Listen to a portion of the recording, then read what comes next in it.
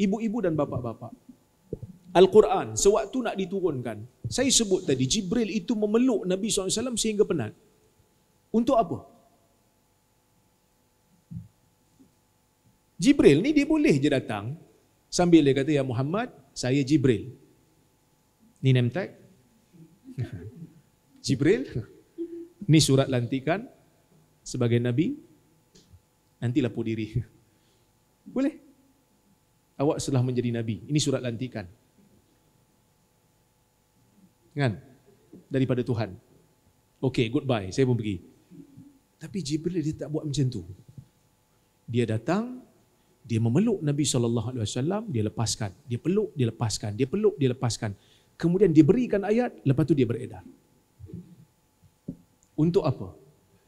Sesiapa yang belajar dalam bidang pendidikan, ada satu bab dalam pendidikan yang mana sangat-sangat penting bagi seorang guru apabila nak memulakan mana-mana pembelajaran, tidak boleh memulakannya tanpa menjadikan anak-anak pelajar itu memberikan fokus kepada apa yang nak disampaikan.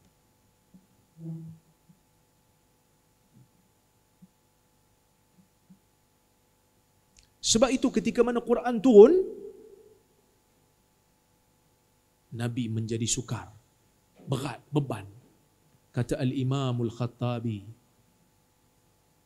dipeluknya Nabi itu kerana supaya Nabi itu tidak memikirkan selain daripada apa yang nak disampaikan kepadanya. Kalau dalam pendidikan, saya tak pasti kalau di Indonesia, tapi di Malaysia, saya daripada Universiti Pendidikan Sultan Idris. Pendidikan. Saya bukan orang pendidikan, tapi bila masuk Universiti Pendidikan, saya kena belajar teori-teori pendidikan. Saya kena masuk kelas, belajar dengan profesor pendidikan, bagaimana ingin menjadikan kelas menarik, walaupun kelas dia tak menarik. Tapi saya kena belajar juga macam mana nak bagi kelas dia menarik. Jadi di antara cara untuk menarik perhatian pelajar adalah set induksi. Induksi dalam pengajian, maksudnya perlu ada mukaddimah yang grab attention. Dipanggil apa dalam bahasa Indonesia? Persepsi? Apa persepsi? Apa persepsi? Pembukaan. Yang mana pembukaan itu ada kalanya tidak begitu ada kaitan langsung pun dengan pembelajaran, tetapi hanya untuk menarik perhatian. Grab attention. Ini yang dilakukan oleh Jibril alaihi salam kali keseterusnya apabila Jibril datang dalam sebuah hadis yang sangat masyhur, iaitu hadis Umar. Islam, iman dan ihsan. Apa Jibril buat? Bainama nahnu julusun inda Rasulillah sallallahu alaihi wasallam idh tala'a alaina rajulun shadidu bayadhi thiyab shadidu sawadi sya'r la yura alaihi atharu safar wa la ya'rifuhu minna ahad fajalasa ila an-nabi sallallahu alaihi wasallam wa asnada rukbatayhi ila rukbatayhi wa wada'a yadayhi ala kaffayhi wa wada'a fakhidayhi faqala ya Muhammad akhbirni anil iman.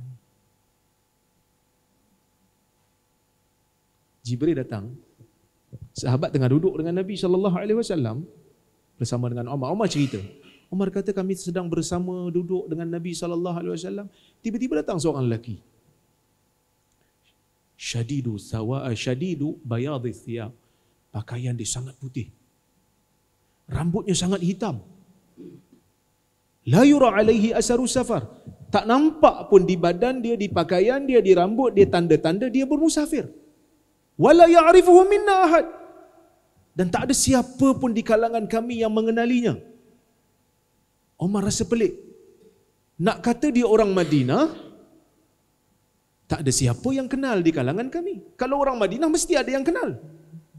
Nak kata dia musafir, bajunya putih, rambutnya tidak berdebu. Kalau dia musafir, mesti ada. Sebab orang zaman dulu kalau musafir bukan naik mobil, bukan naik pesawat, naik unta. Bila naik unta mesti kotor baju. Sebab tu orang zaman dulu perempuan tak boleh musafir seorang diri. Sebab naik unta, siapa nak tolak dia? Betul Siapa nak tolak dia naik kuda? Mestilah suami dia yang tolak dia, takkan kan kita pula nak pergi tolak dia. Kan? Tak boleh lah. Sebab tu orang perempuan zaman dulu nak musafir mesti ada mahram dia. Yang mana jadi perbahasan hangatlah di zaman ni. Sama ada boleh ataupun tidak boleh perempuan bermusafir seorang diri. Kerana zaman dulu memang kena. Kerana Nabi SAW memahami suasana di zaman itu, uruf di zaman itu. Maka nak kata dia orang sini, tak ada siapa yang kenal dia. Nak kata dia musafir, tidak ada tanda permusafiran di badan dia, di pakaian dia, di rambut dia. Semua pakat tengok dia. Lalu dia pun duduk di hadapan Nabi SAW, melagakan lututnya dengan lutut Nabi. Sini panggil apa? Laga lutut?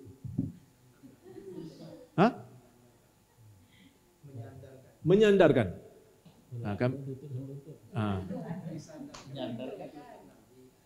Dia melagakan lutut. Betul lah melaga kan? Bahasa Melayu dipanggil melagakan. Maksudnya Nabi SAW duduk iftirash. Beradu. Melaga lutut. Sebab tu kalau orang Malaysia dia panggil, saya nak belajar dengan awak lah, belajar belaga lutut. Seperti mana belajar Jibril dengan Nabi SAW tu belaga lutut. Nabi belajar daripada Jibril. Jibril mengajar kepada Nabi SAW belaga lutut. Wa wada'a yadayhi ala fakhidai. Jibril letak tangan dia di atas paha Nabi SAW. Ada khilaf. Ada yang mengatakan letak di bahu dia, di paha dia. Tapi yang rajihnya diletakkan di paha Nabi SAW berdasarkan riwayat Nasa'i. Perbuatan ini tak ada kaitan pun dengan iman, Islam dan ihsan. Apa kaitan iman, Islam dengan ihsan dengan pakaian Jibril tadi? Tak ada kaitan. Apa kaitan Jibril datang dalam bentuk manusia sehingga pakai baju yang sangat putih? Apa kaitan? Tak ada kaitan. Jibril boleh datang dalam apa saja bentuk pun untuk memberitahu kepada orang Islam, ni iman, ni Islam, ni ihsan. Ataupun ni Islam, ni iman, ni ihsan. Tapi kenapa Jibril datang dalam bentuk itu? Pendidikan. Supaya bila Jibril datang dalam bentuk manusia, tak ada siapa pun yang kenal dia, menimbulkan persoalan demi persoalan, maka kognitif manusia akan mula bergerak, berfikir dan berfikir. Dia ni siapa?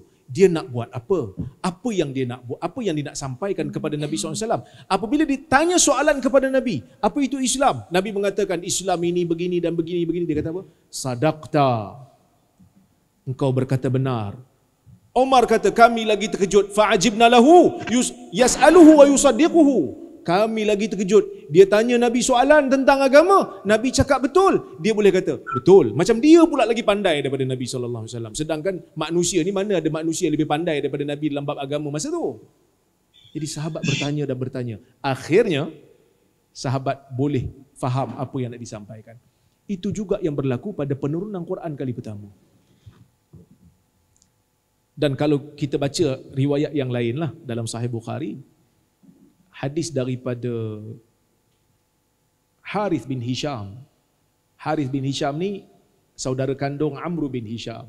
Amr bin Hisham ini musuh Nabi SAW yang namanya lebih glamour dengan gelaran Abu Jahal. Harith bin Hisham saudara kandungnya dan dia Muslim. Dia datang kepada Nabi SAW, dia kata, ya Rasulullah, kaifa ya'tikal wahyu? Ya Rasulullah, macam mana wahyu datang kepada kamu? Apa Nabi kata? Ahyanan ya'tini mithla salsalatil jaras wa huwa ashadduhu alai. Apa ni? Kadang-kadang wahyu tu datang seperti bunyi loceng.